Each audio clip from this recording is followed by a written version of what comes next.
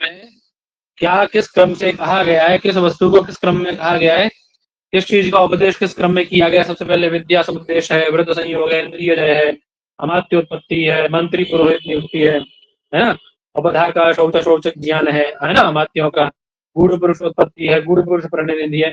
ये सबको आपको क्रम इनका पता रहना चाहिए, ठीक है, क्योंकि अभी आजकल में क्रम वाले क्वेश्चन सीक्वेंस वाले बहुत पूछे जा रहे हैं, ठीक है। अधिकरणों का श्लोक के तरीके से भेजेंगे, उससे याद करना है, और इसको ऐसे सीक्वेंस वाइज कॉमन सेंस से याद करोगे तो भी याद होगा, कॉमन सेंस लगाओगे थोड़ा सा तो याद हो जाएगा, ठीक है। या कोई ट्रिक बना लेना, विद्या कहाँ प्राप्त होती है, वृद्धों के संयोग से है, और उससे क्या होता है, इंद्रिय है। ये बात किसने बताई, अमात्यों ने, है ना, उन्हीं के द्वारा होती है मंत्री पुरोहितों की उत्पत्ति। क्योंकि अमात्य कैसे होते हैं, उपधा के द्वारा शौच से उनका ज्ञान किया जाता है ना। ऐसा करके वो सीक्वेंस बना के ट्रिक बना के इसको ऐसा सीक्वेंस जरूर याद रखना है, ठीक है ना। क्रम मोस्ट इम्पोर्टेंट है सबका। जी सर। हमने पंडित जी तो इस प्रकार से आपको श्लोक में हमारा जान के पूरे 15 अधिकरण के नाम, ठीक है, और प्रथम अधिकरण में आने वाले जितने भी चीजें उन सबका सीक्वेंस सबको याद होना चाहिए, ठीक है। ठीक है पंडित जी, चलिए सबसे पहला क्या अधिकरण है आपका, सबसे पहला अधिकरण विनय अधिकरण। विनय अधिकरण में सबसे पहला तो विषय क्या आता है, विद्या समुपदेश। क्या आता है बेटू, विद्या। आप ग्रंथ देखोगे तो सबसे पहले वो कोई मंगल नहीं कर रहे हैं वो ग्रंथ में, है ना, कोई मंगलाचरण इत्यादि नहीं कर रहे हैं वो। इससे पता पड़ता है कि उनके समय पे क्या था, बौद्धों का प्रभाव था इनके समय पे, नहीं।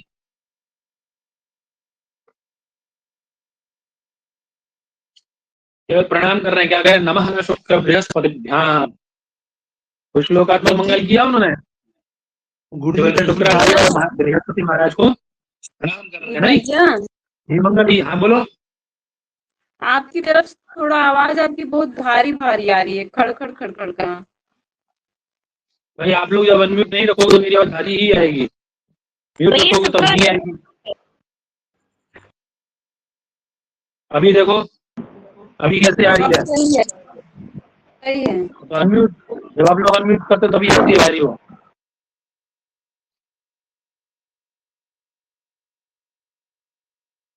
क्या कह रहे हैं, नमः शुक्र बृहस्पतिभ्याम। शुक्र और बृहस्पति को प्रणाम किया है सबसे पहले उन्होंने, ना। कह रहे पृथिव्या लाभे पालने च यावन्ति अर्थशास्त्राणि पूर्वाचार्यैः प्रस्थापितानि प्रायशस्तानि संहृतैकम् इदम् अर्थशास्त्रम् कृतम्। बोले मैंने ये अर्थशास्त्र कैसे किया, क्या कहने कौटिल्य, यानी पृथिव्या लाभे, इस पृथ्वी के समग्र राज्य की प्राप्ति के लिए और उसके पालन के लिए जितने भी अर्थशास्त्र आचार्य पूर्वाचार्य ही यावन्तः अर्थशास्त्राणि प्रस्थापितानि, पूर्वाचार्यों के द्वारा जितने अर्थशास्त्र इत्यादि किए गए हैं, समझ में आ रही बात ना, अथवा जितना भी चिंतन किया गया उनके द्वारा, उन सब की क्या करके बोले संहृत्यैकम् इदम् अर्थशास्त्रम, उन सब की संहृति कर करके मैंने एक अर्थशास्त्र नाम का यह ग्रंथ किया है। यह आपको देखने को मिलेगा आगे कैसे उन्होंने पूर्वाचार्यों का मत लेकर के एक सुसंगठित और सुसम्मत और सुहृद मत को स्थापित किया है अपने। पंडित जी तस्य अयं अधिकरण समुद्देशः, इसके प्रकरण और अधिकरणों के नाम कुछ इस प्रकार है। प्रकरण उसमें कितने हैं, 15, सॉरी अधिकरण कितने हैं, 15, और उनमें आने वाले क्षम्यताम उनके अधिकरणों में जो आपके क्या बोलते हैं, अधिकरणों में जो प्रथम क्या बोलते हैं प्राधिकरण है वो कितने हैं, प्रथमाधिकरण में 17, 18 है, 17 है। आवाज आ रही भाई? जी भैया आ रही, 18 अधिकरण है, 18 प्रकरण। हाँ अधिकरण नहीं, प्रधिकरण मतलब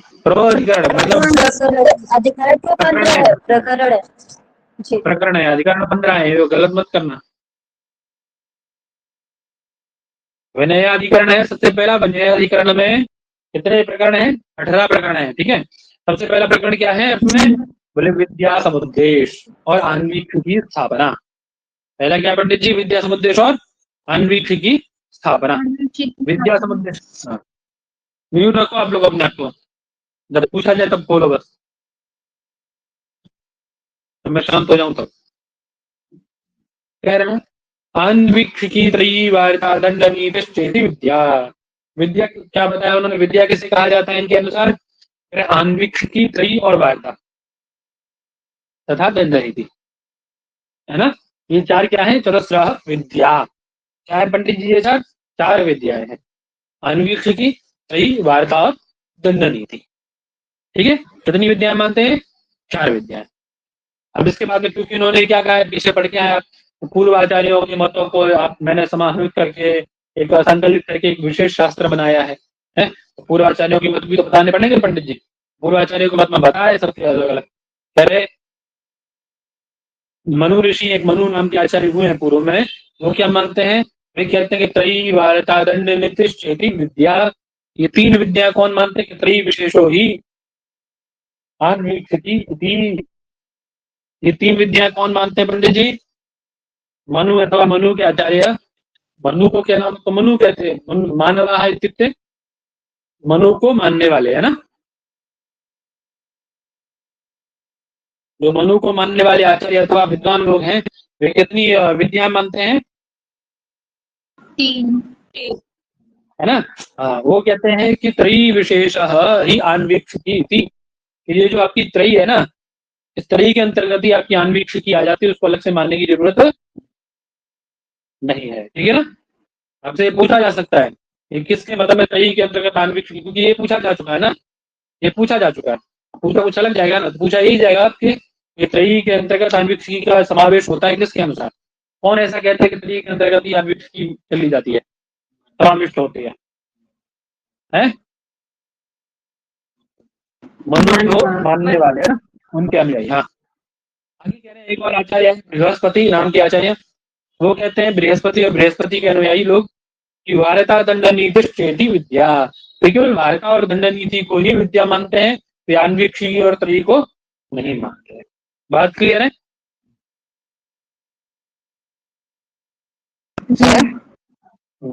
जी भैया। बोले त्रयी को क्यों नहीं मानते? त्रयी को क्या मानते हैं? तो संवरण मात्रम ही त्रयी लोक यात्रा। बोले लोक यात्रा अर्थात लोक व्यवहार में जो व्यवहार किया जाता है लोक में, उस लोक व्यवहार का जो माध्यम है ना, उसका जो साधन है वो त्रयी है। संवरण मात्रम ही लोक यात्राविद त्रयी। केवल क्या है वह उसका लोक यात्राविद जो है, मतलब जो व्यवहार है हमारा लोक का, लोकाचार जो है, उस लोकाचार का केवल क्या है? संसाधन मात्र, संवरण मात्र है उसके प्रति है त्रयी।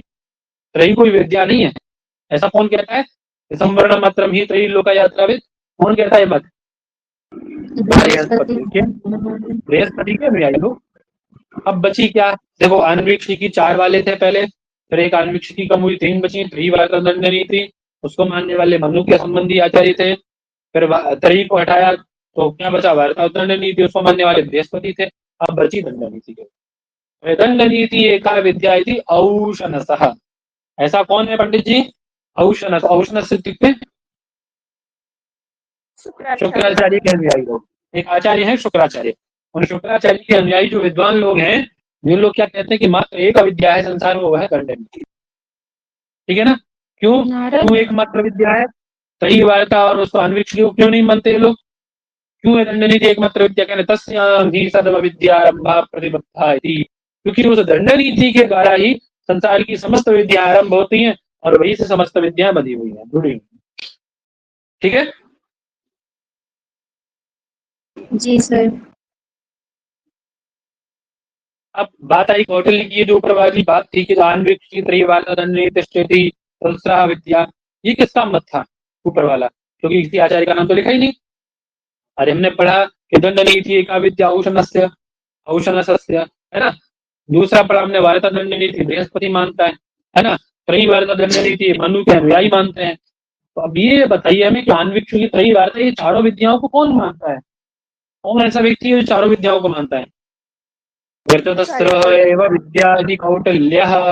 कौन मानता है इसको पंडित जी? चारों विद्याओं को कौन मान रहा है? कौटिल्य। ठीक है, हेलो, हाँ हाँ ठीक है, कितने हो गए? 60 हो गए होंगे। ठीक है, ठीक। तो चारों विद्याओं को कौन मान रहे हैं पंडित जी? आपके कौटिल्य। इनको बिल्कुल एक पंक्ति को याद रखना पड़ेगा, याद रखना, एक पंक्ति को याद रखना पड़ेगा। ठीक, कहते हैं कि ताभि धर्मार्थौ यद यद विद्या तद विद्यानाम विद्यात्वम। बोले वो चार प्रकार की जो विद्याएं हैं, इतनी बात समझ में आई? जो चार प्रकार की विद्याएं हैं, उनकी उपादेयता कहाँ है? उनकी बात ये बोल रहा है, उपादेयता की सिद्धि कहाँ है उनकी? वे कहाँ मतलब अपने आप को कृतार्थ करती हैं? क्या उनका उद्देश्य है चारों विद्याओं का पंडित जी? है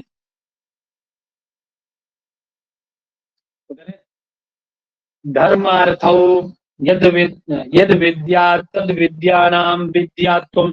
इन विद्याओं का जो विद्यात्व है, अर्थात इनकी जो अर्थवत्ता की प्रतीति है, इनकी जो सार्थकता है, वो किसमें है? धर्म और अर्थ के विधान में, है ना, उनका प्रतिपादन करने में। विद्याओं के द्वारा ही तो पता पड़ेगा ना पंडित जी। अब क्या क्या पता पड़ेगा वो सब आगे बताएंगे आपको, ठीक है? कैसे त्रयी के द्वारा क्या पता पड़ेगा, अन्वीक्षिकी के द्वारा क्या पता पड़ेगा, वार्ता के द्वारा दंड नीति, सारी विद्या कुछ कुछ ना कुछ धर्म और अर्थ के विषय में प्रतिपादन करेंगी। उनका विद्यात्व कहाँ है? धर्म और अर्थ के प्रतिपादन में। ठीक, ठीक है पंडित जी। जी सर। अब अन्वीक्षिकी की बात आती है। अन्वीक्षिकी विद्या कौन सी है? अन्वीक्षिकी विद्या है क्या ये? सांख्यम योगो लोकायतम चेत इति अन्वीक्षिकी। सांख्य, योग और लोकायत। लोकायत दर्शन कौन से? लोकायत दर्शन करके कौन लेने? जितने भी नास्तिक दर्शन है, नास्तिक दर्शन। नास्तिक दर्शन बोले तो जैन बौद्ध और वो शैवा, जी। ये सब किसके अंतर्गत आते हैं? किसके अंतर्गत आते हैं? सारे अन्वीक्षिकी के अंतर्गत। चार विद्याएं ना पंडित जी आपकी, अन्वीक्षिकी सही वार्ता। तो अन्वीक्षिकी विद्या के अंदर कौन कौन आते हैं? याद रखना, सांख्य, योग और नास्तिक दर्शन। ठीक है, ठीक है पंडित जी। जी जी। अब कह रहे तरी के अंतर्गत क्या आता है? कह रहे तरी के अंतर्गत धर्म धर्म क्रियाम अर्थ अनर्थ, धर्म धर्म अर्थ अनर्थ, वार्ता नय अपनय दंड नीति, है ना, ये सब। सॉरी, धर्म धर्मो किसमें? धर्म धर्मो त्रय्याम। धर्म और धर्म किसमें होते हैं पंडित जी? तरी के अंतर्गत धर्म धर्म का विवेचन, अर्थ अर्थ का विवेचन वार्ता के अंतर्गत, है ना, और नया अपनय का विवेचन दंड नीति के अंतर्गत आता है। मिलाने को दिया जा सकता है, याद रखिएगा, मिलाने को दिया जा सकता है। धर्म धर्म का मिलान करना हो, किससे मिलाएंगे आप उसको? त्रयी से मिलाना है। धर्म धर्म का विवेचन कहाँ आता है? त्रयी के अंदर। वार्ता से मिलाना है, नया अपनय दंड नीति। दंड नीति। ठीक है ना। और आपका अन्वीक्षिकी तो है ये सांख्य और नास्तिक दर्शन। ठीक है, ठीक है पंडित जी। जी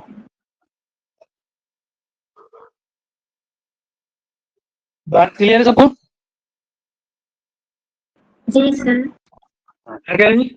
बला बले चैतसाम हेतु भी अन्वीक्षमाणा अन्वीक्षिकी लोकस्य उपकरोति। क्या कह रहे हैं? किसके द्वारा? बोले बला बले चैतसाम। किसके द्वारा पंडित जी? बला बले चैतसाम। बला बल के द्वारा, है ना, मतलब प्रधान प्रधान के रूप में, प्रधान होते हुए, कभी प्रधान बनते हुए, है ना, ऐसा होते हुए जो भी विषय है आपके, है ना, हेतु भी अन्वीक्षमाणा, उसको अन्वीक्ष करती हुई अलग अलग प्रकार से, अलग अलग प्रकारों से, है ना, ये जो अन्वीक्षिकी है क्या करती है? लोकस्य उपकरोति, लोक का उपकार करती है। बात क्लियर है? ठीक है, ठीक है पंडित जी। जी जो आपकी अन्य विद्याएं हैं, अन्य विद्याओं का कि ये है, ये उपादेय है, इसमें इसका प्रयोग करना है, ये सब बताती हुई, है ना, इस सबको बतलाती हुई क्या करती है यार, प्रतिपादित करती हुई लोक का उपकार करती है। ठीक है, और क्या कह रहे हैं आगे, बोले व्यसने अभ्युदये च बुद्धिम अवस्थापयति, बोले व्यसन में, ठीक है ना, और किसमें पंडित जी, अभ्युदये च, है ना, कोई समस्या में, आपद स्थिति में, ठीक है, अथवा आपके उत्कर्ष के समय में। देखिए दो स्थलों पे आपकी बुद्धि भ्रमित होती है पंडित जी, तब घोर संकट आ जाए तो बुद्धि काम नहीं करती है। वो कहते हैं ना, क्या बोलते हैं, एक वो है ना, लोगों की है ना, कि चाहे प्रभु दारुण दुख दे ताकि मत पहले हर यही है, हाँ होता है हाँ ना, हाँ, कि प्रभु जिसको दारुण दुख देते हैं उसकी मति पहले हरण कर ली जाती है।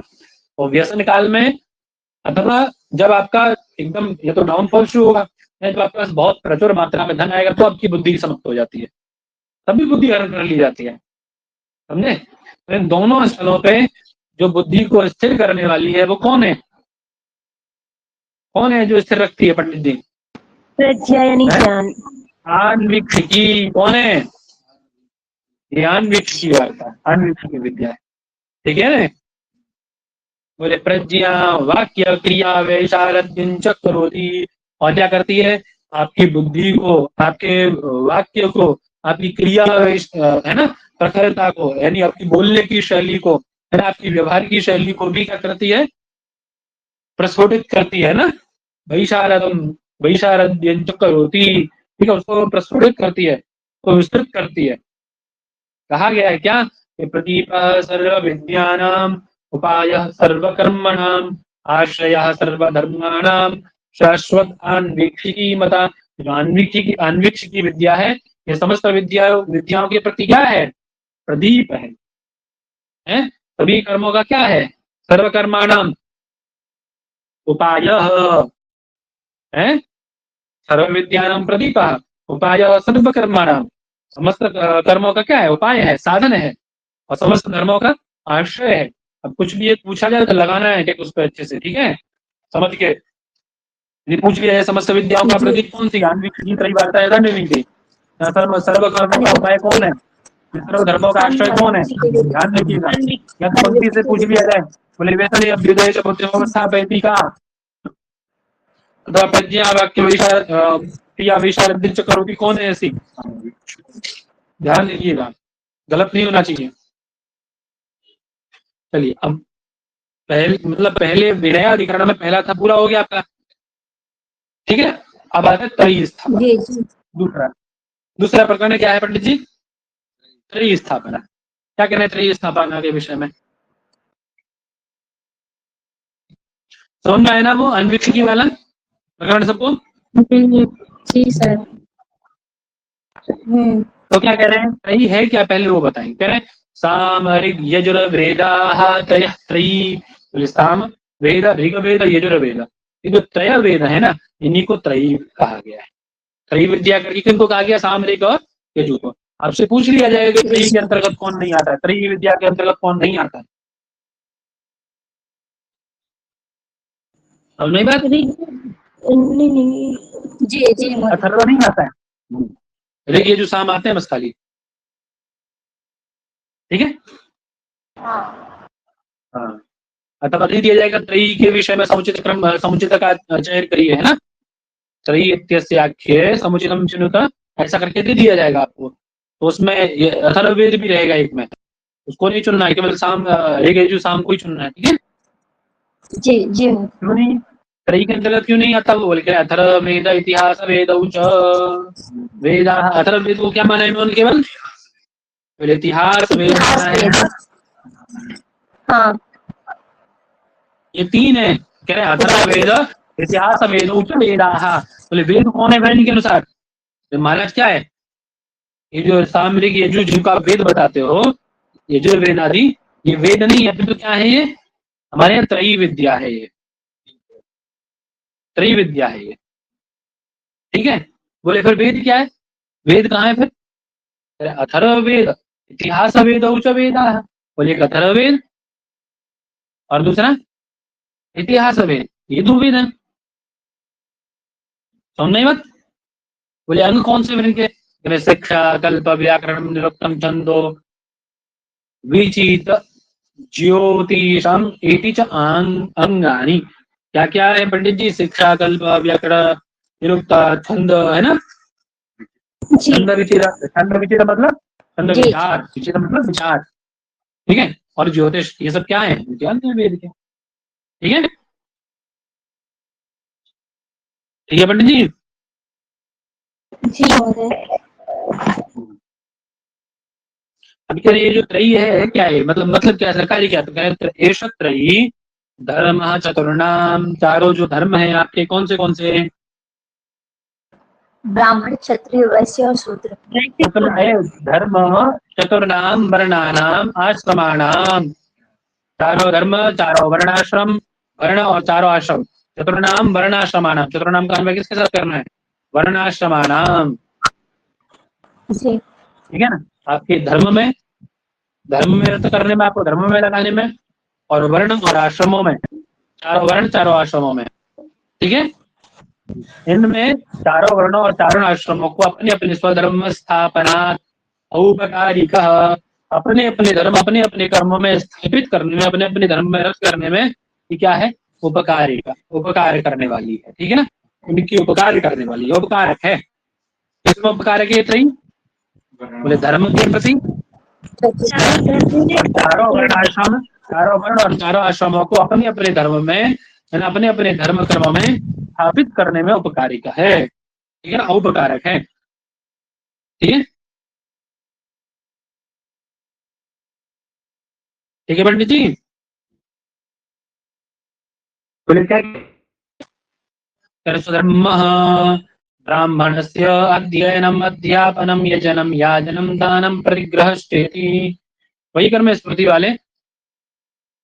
यजनम दानम शास्त्र जीवो भूतरक्षणं च, वैश्यस्य अध्ययनम यजनम दानम कृषि पशुपाल्ये वाणिज्या च, शूद्रस्य द्विजादि शुश्रूषा वार्ता काल कुशील व कर्म च। ठीक है पंडित जी। अभी तो आपके चारों क्या बता दिए? चारों वर्णों के कर्म बता दिए, धर्म बता दिए आपके। चारों वर्णों के धर्म बताए ना पंडित जी। अब बता रहे आपके चारों आश्रमों के धर्म। क्या कह रहे? सबसे पहले गृहस्थ से शुरू किया उन्होंने। बोले गृहस्थस्य स्वकर्मा जीव, अपने जो भी कर्म आपके परिवार में, जो भी आपकी पीढ़ी में होता चला आ रहा है ना, आपके वर्ण के अनुसार उस कर्म से। आवाज आ रही है मेरी? हाँ ठीक है। आवाज नहीं आ रही? आवाज नहीं आ रही? आ रही है महोदय। नहीं, वो कट रही है। नहीं है, कट रही है, बीच बीच में थोड़ा कट जा रहा है महोदय। सबको? जी सर, बहुत मतलब आवाज हो रही है उसमें। भाई आवाज तो आप लोग अनम्यूट करते तो होती है, तो बोलना नहीं होता है, म्यूट ही करते हैं महोदय, इसकी वजह से होता है, वरना वैसे तो क्लियर आता है। अनम्यूट रखोगे तो क्या होगा? अनम्यूट करो अपने आप को, सॉरी म्यूट रखो अपने आप को। यहाँ तो मुझे परमानेंट म्यूट कर दूंगा फिर मैं सबको। चलो तो अभी बता रहे हैं, देखो पहले क्या बताया उन्होंने? चारों वर्णाश्रमों का बताया। अभी बता रहे किस तरह? यार म्यूट करो, कौन है ये? मैं कहेंगे आवाज वो हो रही है, भारी हो रही है, हो रही है, मतलब समझ में नहीं आता है।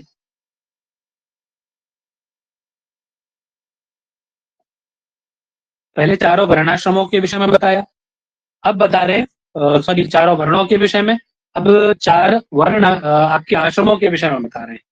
चारों वर्णों का बता दिया, ब्राह्मण, क्षत्रिय, वैश्य और शूद्र के विषय में।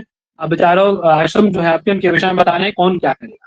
यानी गृहस्थस्य स्वकर्मा जीव, जो भी उनके परिवार में अथवा जो भी परंपरा से जो भी उसके कारण होता चला आ रहा है, उनके कर्म, उस कर्म से आजीविका चलाना। दूसरा, तुल्यैहि असमान ऋषि भी, असमान ऋषि भी वैवाह्य, ठीक है। कह रहे असमान ऋषि भी, असमान ऋषि भी मतलब असमान गोत्र, ऋषि का मतलब होता है गोत्र, ठीक है। जिससे आपका गोत्र समान ना हो, ऐसे वर अथवा उसके साथ में, ठीक है। वही कह रहे तुल्य ही अथवा असमान ऋषि भी, जब तो गोत्र समान गोत्र वाले के साथ उन्होंने एक बात देखी कही है, हमारे यहाँ सगोत्री विवाह वर्जित होता है, स्मृतिकारों ने भी वर्जित किया है, असमान के लिए कहा है, लेकिन यहाँ कह रहे हैं कि तुल्य ही असमान। देखिए मैं पहले ही कह रहा था आपसे, जब हम लोग वो स्मृति पढ़ रहे थे तो कल किसी ने प्रश्न किया था, ये देखिए ये प्रमाण है इस चीज का। मनु के नियम देखिएगा, उसके बाद याज्ञवल्क्य के नियम देखिएगा, अब इनके नियम देखिएगा कौटिल्य के, कितने बदलाव आए हैं चीजों में। वो देश काल परिस्थिति के अनुसार बदलाव प्रत्येक ग्रंथकर्ता अपने अनुसार करता रहा है। जिसने जो चीज देखी, अभी आप मान लीजिए आपसे कहा जाए कि आप एक पेज लिखिए, अपने विचार लिखिए एक पेज पे, है ना, 100 शब्दों में अपने विचार लिखिए, 200 शब्दों में अपने विचार लिखिए, तो आप क्या लिखेंगे ये बताइए, क्या लिखेंगे आप अपने विचारों में?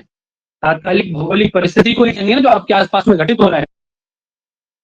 कोई यदि किसी चीज से पीड़ित है, किसी चीज से वो है, तो उसके विषय में लिखेगा वो, है ना। कोई राजनीति से पीड़ित है तो उससे लिखेगा, कोई सामाजिक क्या पिछड़ेपन से पीड़ित है तो उससे लिखेगा वो, है ना।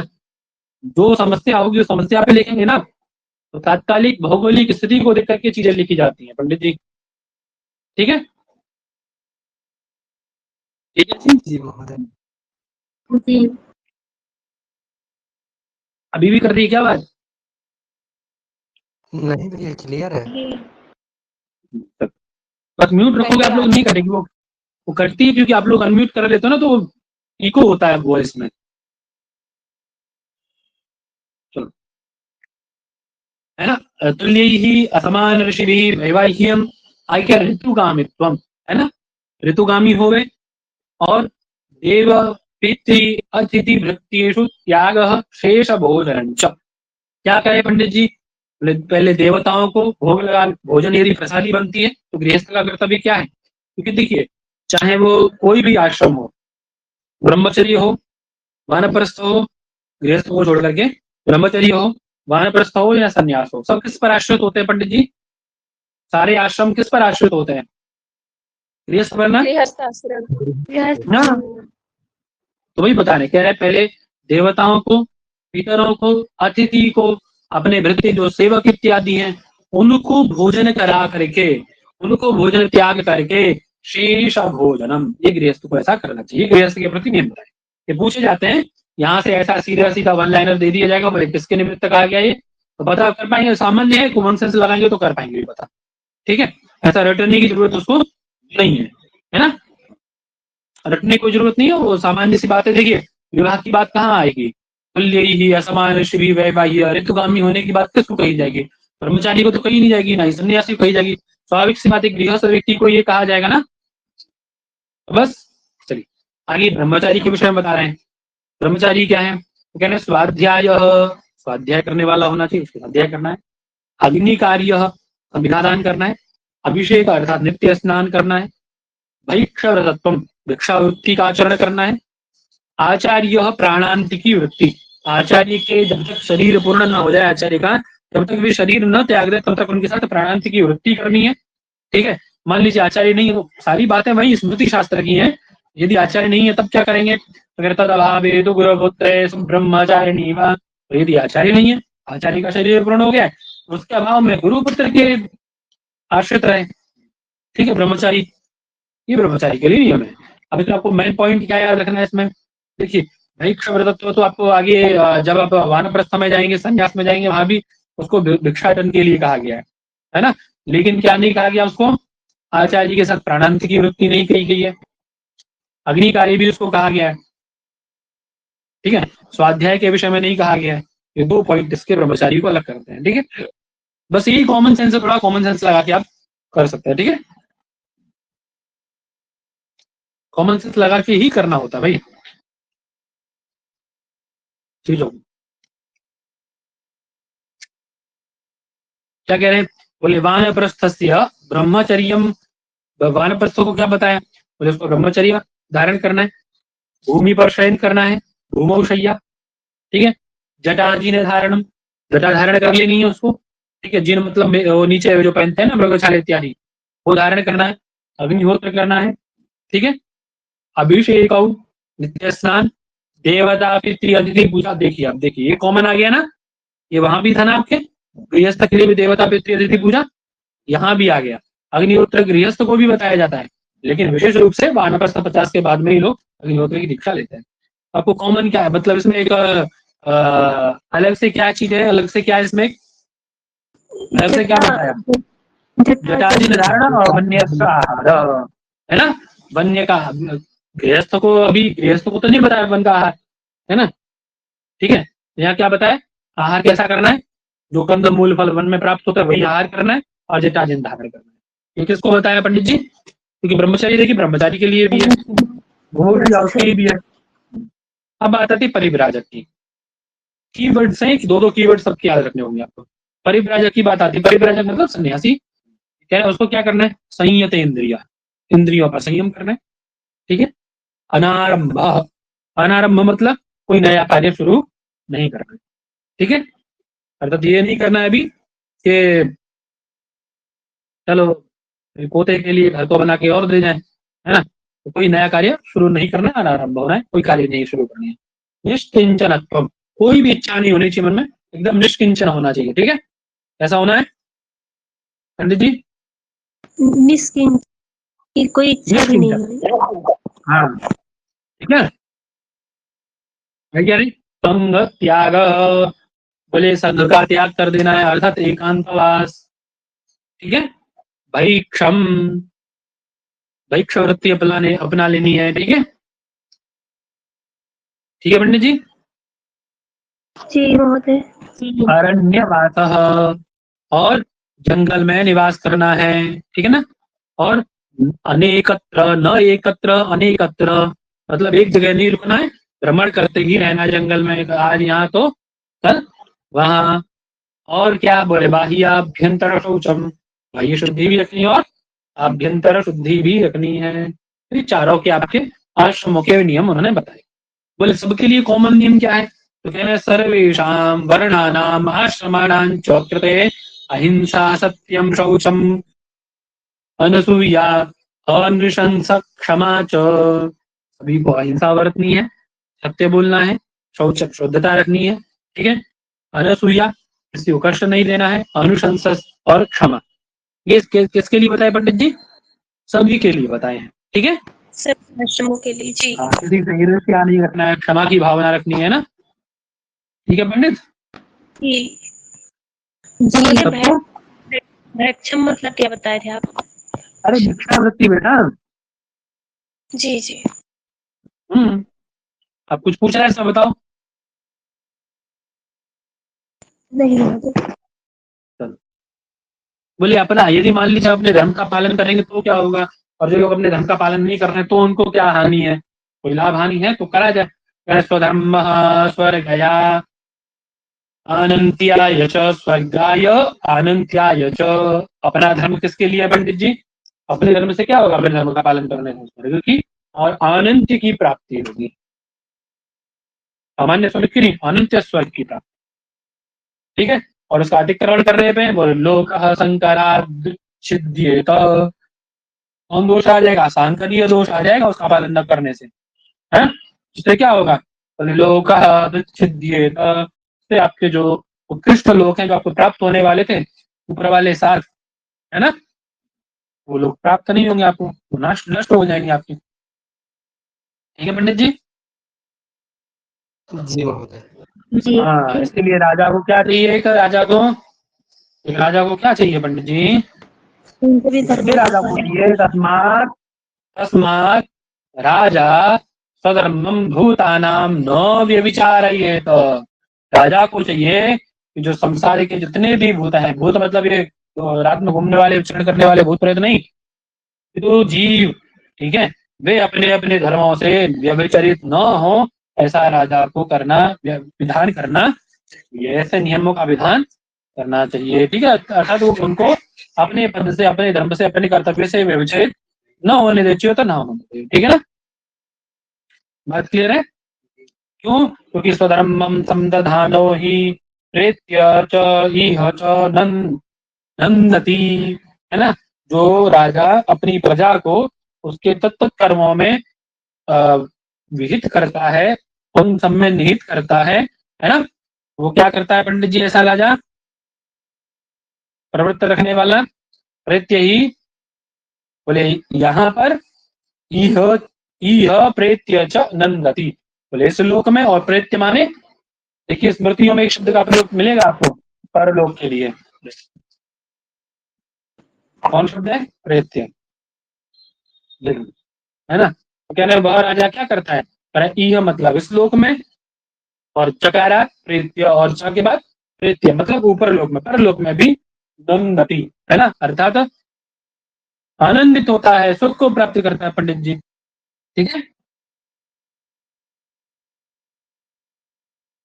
ठीक है पंडित जी जी। कह रहे व्यवस्थितार्य मर्याद वर्णाश्रम स्थिति प्रिया ही रक्षितो लोक प्रसीदति न सीदति।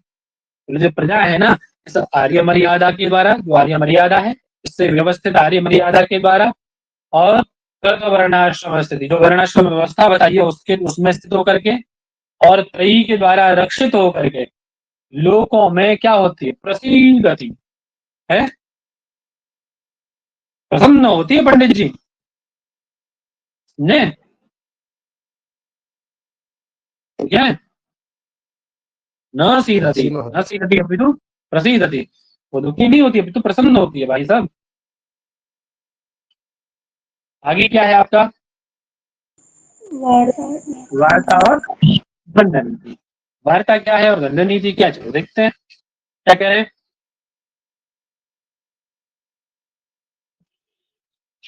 कृषि पशुपाल्य वाणिज्य च वार्ता, कृषि करना, पशुपालन करना और वाणिज्य वृत्ति करना, ही क्या कहलाता है? वार्ता वृत्ति कहलाता है। ठीक है पंडित जी,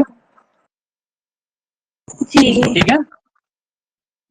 कृषि कार्य, पशुपालन और वाणिज्य, ये सब किसके विषय हैं? वार्ता के विषय हैं। ठीक है, बात क्लियर है? जी सर। क्या कह रहे हैं, कैसी है, किसको प्रदान, किसकी उपकार की, किसका उपकार करने वाली? तो कह रहे हैं धान्य, पशु, हिरण्य, कुट्य, विष्टि, प्रदानात, औपकारी की, इन सब को प्रदान करने वाली है पंडित जी है। धान्य, पशु, हिरण्य, है ना, और कुप्य मतलब जो आपके वैसे धातु पदार्थ होते हैं, ताम्र है ना, चाकू है, इत्यादि, है ना। और विष्टि, विष्टि मतलब जो खनिज पदार्थ होते हैं, जो भी उसमें निकलते हैं, है ना, आटा जिनको बोला जाता है, क्या बोलते हैं उनको ना, खदान से जो निकलता है, उन सबको प्रदान करने वाली है। ठीक है ना, सुनने बात है पंडित जी। जी सर। जी महोदय जी। इसी के द्वारा स्वपक्षम परपक्षम च वशीकरोति, स्वपक्ष को और दूसरे के पक्ष को भी, अपने पक्ष को तो करता ही व्यक्ति अपने वश में, दूसरे के पक्ष को भी क्या कर लेता है? अपने वश में कर लेता है, अपने वश में कर लेती है। वशीकरोति कोषदंडाभ्याम, है ना। ऐसे एक आपके इस वार्ता नीति के द्वारा ही आप कोष और दंड की प्राप्ति करते हैं पंडित जी, कोष की प्राप्ति करते हैं ना। तो कोष और दंड, दंड मतलब आपके पास जब धन होगा, धन से आप लोगों को खरीद पाएंगे पंडित जी, इन दोनों से मिलाकर के क्या कर लेते हैं आप? परपक्षम स्वपक्षम, स्वपक्ष को और परपक्ष को अपने वश में कर लेता है व्यक्ति। ठीक है, इसी की सहायता से कोष और दंड को प्राप्त करता है, और कोष दंड से स्वपक्ष परपक्ष को वश में करता है। बात क्लियर है? बोले इन दोनों को साधने वाला कौन है? इन तीनों को, तीन होगी ना, अन्वीक्षिकी, त्रयी और वार्ता। अन्वीक्षिकी, त्रयी, वार्ता नाम योगक्षेम साधनो पंडित जी। अन्वीक्षिकी, त्रयी और वार्ता, इन तीनों को सिद्ध करने वाला, इन तीनों को साधने वाला, अथवा इन तीनों, ये तीनों जिस पर आश्रित है वो कौन है? हाँ, और उस दंड की नीति, तस्य नीति दंड नीति ही, उस दंड से उस दंड को प्रयोग करने की जो विधा है, जो शैली है, वही क्या कहलाती है? दंड नीति। ये कैसी है दंड नीति पंडित जी? वह अलब्ध लाभार्थ, अलब्ध का लाभ कराने वाली है। जो आपको धन प्राप्त नहीं हो रहा है ना, कहीं फंस रहा है, दंड नीति का प्रयोग करिए, देखिए कितनी जल्दी प्राप्त होता है पंडित जी। और लब्ध परिरक्षिणी, जो प्राप्त हो गया उसकी रक्षा करने वाली भी यही है। और रक्षित विवर्धिनी, जो प्राप्त हुआ उसकी रक्षा करने वाली है, और रक्षित को बढ़ाने वाली भी यही है पंडित जी, समझिएगा। और बढ़े हुए को वृद्ध से तीर्थेशु प्रतिपादिनी, वृद्ध को जो बढ़ा हुआ है उसको तीर्थ स्थलों में प्रतिपादित करने वाली अर्थात धर्म कर्म में लगाने वाली भी कौन है? दंड है महोदय। दंड नीति ये है। समझ में आ गई बात पंडित जी? जी जी तस्याम यात्रा लोक यात्रा, तो संसार की जितनी लोक यात्राएं हैं सब किस पर निर्भर है? किस पर निर्भर है? किस पर आश्रित है? दंड नीति पर आश्रित। दंड पे। दंड नीति। दंड नीति। समझ में आई बात? जी जी हाँ। तस्मात् लोक यात्रार्थी नित्यम उद्यत दंड स्यात्, इसीलिए एक राजा जो लोगों को सही मार्ग पर लाना चाहता है, ऐसा जो लोक यात्रार्थी राजा है उसको क्या करना चाहिए? नित्य ही उद्यत दंड होना चाहिए, मतलब दंड लेने के लिए सदैव तत्पर रहना चाहिए उसको। समझ में आई बात पंडित जी?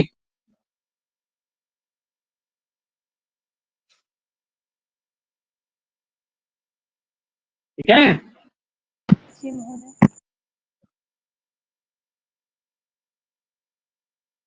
क्या करें? न ही एवं विधम वशोपनयनम अस्ति भूतानाम यथा दंड इति आचार्य। आचार्य लोग कहते हैं कि इससे अतिरिक्त एवं विधम वशोपनयनम अस्ति भूतानाम, नहीं अन्य उपाय, और इस दंड के अतिरिक्त अन्य लोग मतलब प्रजा को, लोगों को वश में करने का कोई दूसरा उपाय संसार में नहीं है जिसके द्वारा आसानी से लोगों को वश में किया जा सकता है। समझ में आ गई बात? ऐसा आचार्य लोग मानते हैं। बात क्लियर है? लेकिन आचार्य कौटिल्य इससे का खंडन कर देते हैं। क्या कह रहे हैं? न इति कौटिल्य। आचार्यों ने कहा ऊपर, आचार्य क्या कह रहे थे कि दंड से अतिरिक्त नहीं एवं विधम, इस दंड के प्रकार का, दंड के सदृश पर पक्ष को वश में करने का, भूतों को अपने वश में करने का, प्रजा को अपने वश में करने का, लोगों को अपने वश में करने का कोई अन्य उपाय नहीं है, ऐसा अन्य आचार्य कहते हैं। लेकिन कौटिल्य क्या कह रहे हैं? न इति कौटिल्य, उनका ऐसा मत नहीं है पंडित जी, है ना। वो क्या कह रहे हैं? यदि आप तीक्ष्ण दंड देंगे ना, बहुत अधिक कठोर दंड देंगे, लोग क्या होंगे? बोले भूतानाम उद्वेजनीय, लोगों में दोष द्वेष फैलेगा, है ना, लोग कुपित होंगे, आपके खिलाफ फिर षड्यंत्र करेंगे, नहीं है कि नहीं? तो अधिक तीक्ष्ण दंड भी नहीं देना है। और यदि आप सामान्य ऐसे ही नहीं दंड देंगे तो क्या होगा? दंड भी नहीं देंगे तो क्या होगा? हल्का फुल्का दंड देंगे तो बोले मृदु दंड परिभूयते, तो लोग आपका फिर उपहास करेंगे। समझने मत, तीक्ष्ण दंड देंगे तो लोग उद्विग्न हो जाएंगे, और यदि मृदु दंड देंगे तो आपकी अवहेलना होने लगेगी पंडित जी, आपकी बातों की अवहेलना होने लगेगी। है तब बोले यथारह दंडा पूज्य, उचित दंड ही पूजनीय होता है। कैसा दंड पूजनीय होता है पंडित जी? समुचित दंड, उचित दंड। समझ में आ गया? जी महोदय। उचित दंड दिया जाएगा तो वही पूजनीय होगा पंडित जी। इसीलिए क्या करना है? सुविज्ञात प्रणीत ही दंड प्रजा धर्मार्थ कामैः योजयति, अच्छी तरह से सुविज्ञात प्रणीत दंड, अच्छी तरह से विचार करके प्रयोग किया गया दंड ही प्रजा को कहाँ लगाता है? धर्म अर्थ कामैः योजयति, धर्म अर्थ और काम के उपार्जन में नियुक्त करता है पंडित जी। ठीक है।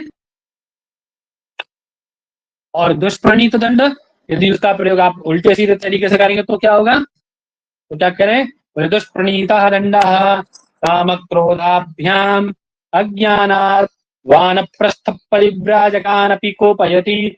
तो गृहस्थ तो छोड़िए महाराज, जो वानप्रस्थ और जो परिव्राजक, जिनको कोई मतलब ही नहीं है संसार से, समझ रहे, उनको भी काम और क्रोध का क्रोध की उत्पत्ति कर देता है उनके अंदर भी।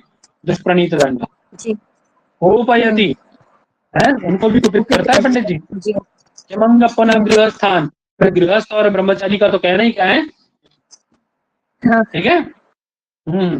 हाँ जी समझ में आ गई बात पंडित जी? जी जी महोदय आगे। प्रणीत ही, यदि दंड का प्रणय नहीं खत्म कर दिया जाए तो इतना बवाल हो रहा है सब। जैसे स्मृति में पढ़े थे ना, मनुस्मृति में, क्या होगा यदि दंड खत्म कर देंगे तो? बोले जैसे छोटी मछली बड़ी मछली को खा जाती है, छोटी मछली का बड़ी मछली छोटी मछली को खा जाती है ना, हाँ, वैसे बलवान लोग निर्बल लोगों को समाप्त कर देंगे पंडित जी, तो आप लोग तो जी ही नहीं पाएंगे। प्रणीता ही चेत मत्स्यान मत्स्य न्यायमुद्भावयति, मत्स्य न्यायमुद्भावयति, मत्स्य न्याय बोला जाता है। बड़ी मछली छोटी मछली को जो खाती है उसको क्या कहा जाता है? मत्स्य न्याय। अप्रणीत होने पर ये मत्स्य न्याय होता है, ठीक है। वैसे ही क्या होगा मत्स्य न्याय के सदृश, बोले बलियान अबलम ही ग्रसते दंडधरा भावे, यदि दंडधर का अभाव हो जाएगा बलवान लोग अबल लोगों को समाप्त कर देंगे पंडित जी। होने आगे बात महोदय जी जी महोदय। ये गुप्तः प्रभवती थी,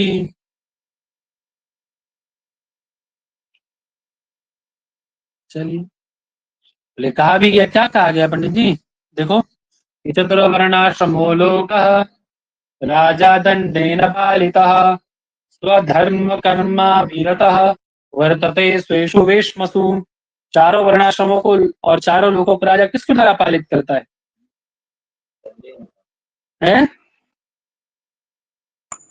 जी महोदय किसके द्वारा पालित करता है राजा चारों वर्णाश्रमों को?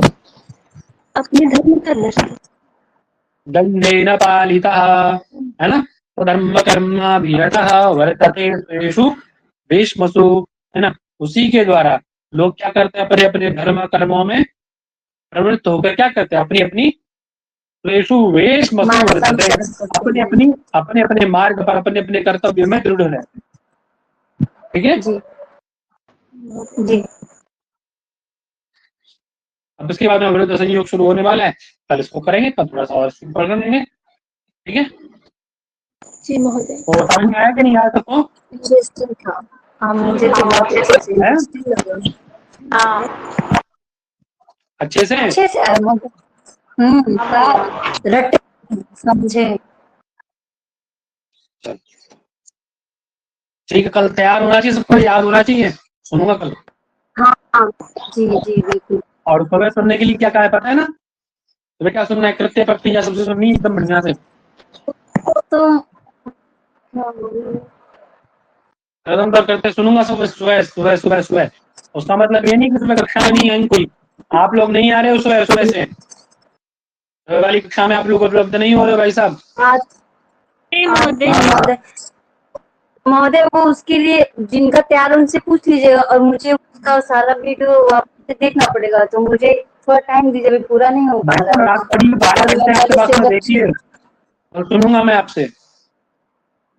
महोदय पूरा फिर डेटा चला जा रहा है रिकॉर्डिंग में। करते हैं, देखो कक्षा के टाइम पे लापरवाही करते हैं, उसके बाद में जब बाहर निकाल दिया जाता है तो रोते गिड़गिड़ाते हुए आते हैं लोग।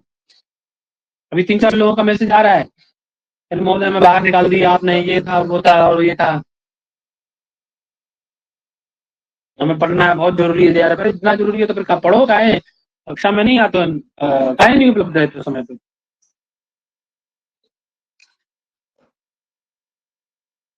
ठीक है, तो आइए सब लोग तो दिखते हैं। जी महोदय प्रणाम महोदय। बस सुबह वाली क्लास ही हो जाती है महोदय, रिकॉर्डिंग। ठीक है चलिए।